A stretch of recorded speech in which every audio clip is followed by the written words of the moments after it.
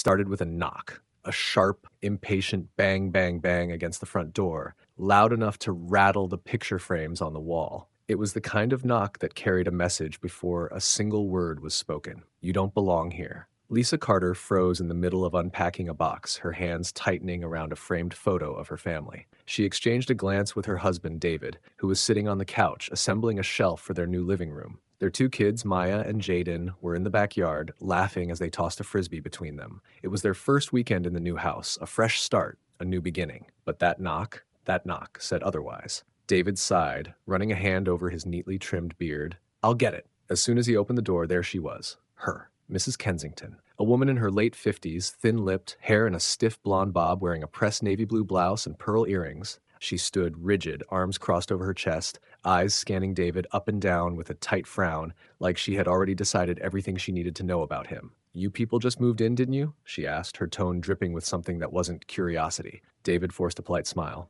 Yes, ma'am. I'm David Carter. This is my wife, Lisa. We just moved from... I know, she interrupted. I saw the moving trucks. I also saw the cars, the visitors, the activity. Lisa stepped forward, setting the picture frame down on a side table. We had some family helping us move in. Sorry if it was a bit noisy. Mrs. Kensington exhaled sharply. Well, I just wanted to make something clear. This is a quiet neighborhood. We don't tolerate any disturbances, and we definitely don't want... She hesitated. Just for a second. Trouble. There it was. The word. It hung in the air like smoke from a fire, acrid and unmistakable. Lisa's chest tightened. She had heard this before. Maybe not always in words, but in the way people stared too long in grocery stores, in the nervous glances when she and David walked into a high-end restaurant, in the way security guards subtly followed them at the mall. Ma'am, David said, his voice calm but firm, we're just here to build a home for our family. We don't want any trouble, either. Mrs. Kensington scoffed. We'll see. And with that, she turned sharply on her heel and walked away.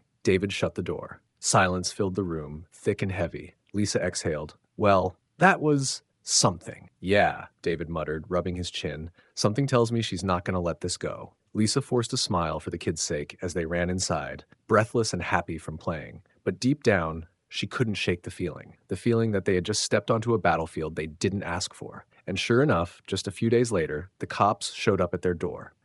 It happened on a Tuesday afternoon. Lisa was in the kitchen, slicing fruit for the kids, while David worked on his laptop in the dining room. The house was finally starting to feel like home. Boxes unpacked, pictures hung, the scent of cinnamon candles filling the air. Outside, Maya and Jaden were playing on the front lawn, their laughter carrying through the open windows. Then came the flashing lights. Red and blue flooded the living room walls. A sinking feeling gripped Lisa's stomach as she rushed to the window. 2 police cars idled in front of their house. Officers were already stepping out, hands on their belts. David, Lisa called, her voice edged with urgency. David looked up, confusion flickering across his face. But before they could react, the front doorbell rang. This time, no impatient banging, just an official, mechanical chime. David took a steadying breath. Stay here with the kids, he said softly. Then, he walked to the door and opened it. 2 officers stood on the porch. The older one, Officer Reynolds, had gray streaks in his hair and a weary expression. The younger officer, Williams, was tense, fingers twitching near his radio.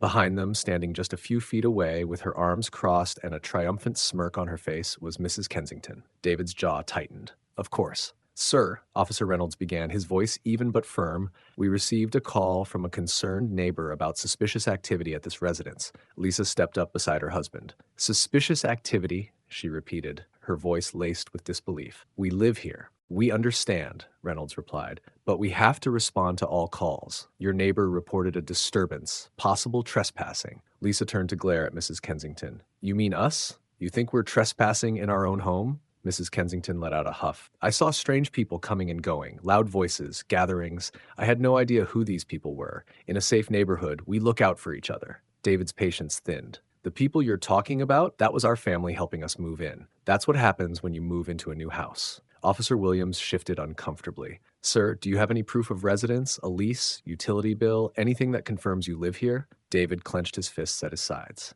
Are you serious? My name is on the deed. We bought this house. We don't need to prove we belong here. Maya and Jaden peeked out from the doorway, confusion in their wide eyes. Mom? Dad? What's happening? Lisa turned, her heart breaking as she saw the worry on their faces. They were too young to understand all of it, but old enough to know something wasn't right. Mrs. Kensington scoffed. Well, if you do own this house, then there's no problem, right? I was just making sure everything was legitimate. By calling the cops? Lisa snapped. David took a slow breath, fighting to keep his voice level. Officers, we have nothing to hide. I can get you the paperwork, but this is wrong, and you know it. Reynolds exhaled. Look, I get it. Just a formality. If you can show us proof, we'll be out of your hair. David stormed inside, grabbed the folder with their mortgage documents, and slammed it into Reynolds' hands. The officer scanned it, nodded, and turned to Mrs. Kensington. Everything checks out. They live here. Mrs. Kensington's face hardened. Well, if I see anything suspicious again, I will call. Lisa stepped forward, voice steady but cold.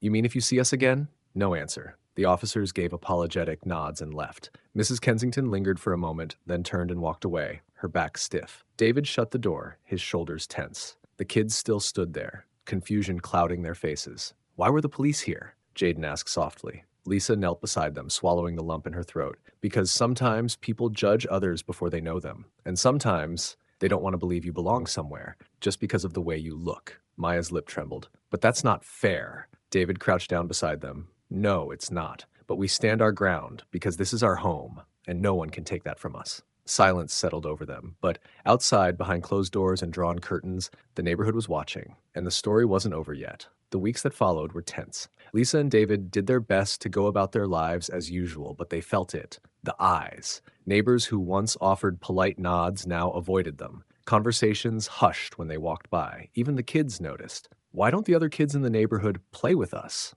Maya asked one afternoon. Lisa forced a smile. Sometimes people need time to adjust to new neighbors, sweetheart. But deep down, she knew the truth. They weren't just new. They were different. Then, one evening, things escalated. David was pulling into the driveway after a late shift at work when he saw the flashing lights again. Lisa was already outside, standing in the front yard with her arms crossed. 2 police officers were talking to Mrs. Kensington on the sidewalk. A few other neighbors lingered nearby, watching the scene unfold. David parked the car and got out. What is it this time? He asked, exasperated. Lisa turned to him, anger simmering in her eyes. She called again, said she heard shouting and was worried about domestic issues. David's jaw tightened. Lisa and I were inside putting the kids to bed. The only shouting was their bedtime giggles. Officer Reynolds, the same one from before, sighed. Mr. Carter, Mrs. Carter, we're not here to harass you, but multiple calls from the same complainant. You mean her, David interjected, glaring at Mrs. Kensington. The older woman raised her chin defiantly. I simply report what I observe. David exhaled sharply. He was tired.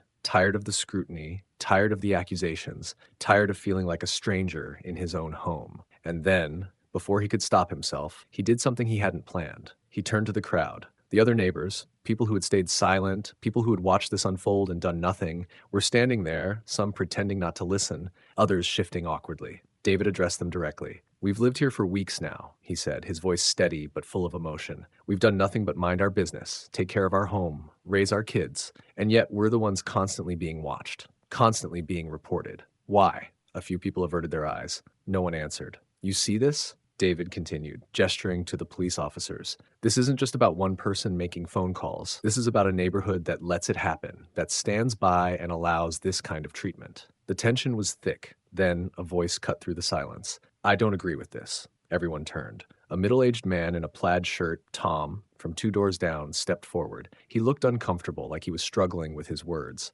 Look, I should have said something sooner, but this isn't right. You're not causing trouble. You're just living. Another voice spoke up. She called the cops on you again? That's ridiculous. This time it was a woman, Hannah, from across the street. Then a third voice. I never had a problem with you guys. I just didn't want to get involved. David felt Lisa's fingers intertwine with his, squeezing gently. One by one, people started seeing. And Mrs. Kensington? She scoffed, turning on her heel. You'll regret this, she muttered before storming back into her house. But something had shifted. For the first time since they had moved in, David and Lisa weren't standing alone. Change didn't happen overnight. Mrs. Kensington still kept her curtains slightly parted, still glared whenever Lisa or David walked by. But something was different. The neighborhood had seen, and now they couldn't unsee. A few days after the confrontation, Tom stopped by while David was mowing the lawn. He hesitated for a moment, then offered a small nod. Need an extra set of hands? David wiped his brow. I won't say no. They worked in silence for a while, the tension of weeks past slowly dissolving with each blade of grass cut.